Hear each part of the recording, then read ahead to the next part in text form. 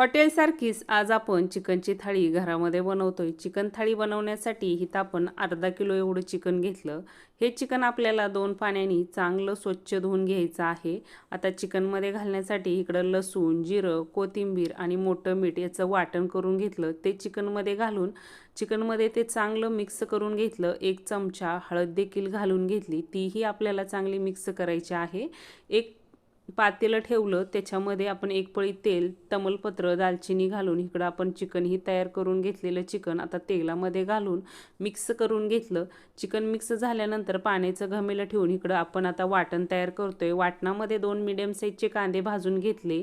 कांदे भाजल्यानंतर त्याच्यावरती खसखस आणि इथं आपण सुकं खोबरं घालून घेतलं। फ्लेवरसाठी विलायची घालून घेतली। वाटण थंड झाल्यानंतर पाणी घालून हे वाटण आपण बारीक करून घेतलं। तोपर्यंत इकडं चिकन छान असं शिजलं होतं। त्याच्यामध्ये आपण जे गरम पाणी वरती ठेवलं होतं ना, तेही घालून घेतलं। आता अळणी भात तयार करूया। त्यासाठी कुकर ठेवला, त्याच्यामध्ये तेल घातलं, तमालपत्र, दालचिनी आणि इकडं इंद्रायणी कणी धुवून घेतली होती। जिरं, हळद घालून थोडासा हिंगही घालून घेतला।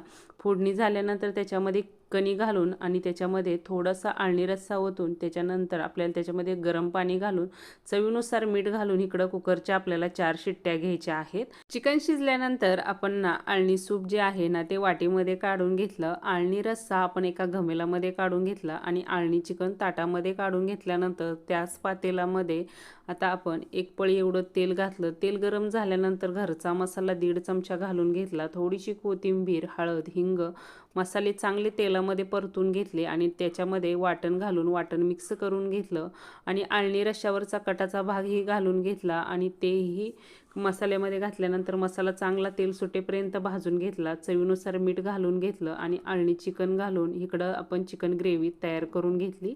चिकन रश्श्यासाठी पातेलं ठेवलं, त्याच्यामध्ये तेल घातलं, घरचा मसाला 1.5 चमचा आणि हळद घालून मसाले चांगले मिक्स करून घेतले आणि वाटण घालून घेतलं। वाटण ही चांगलं आता आपल्याला मिक्स करायचं आहे।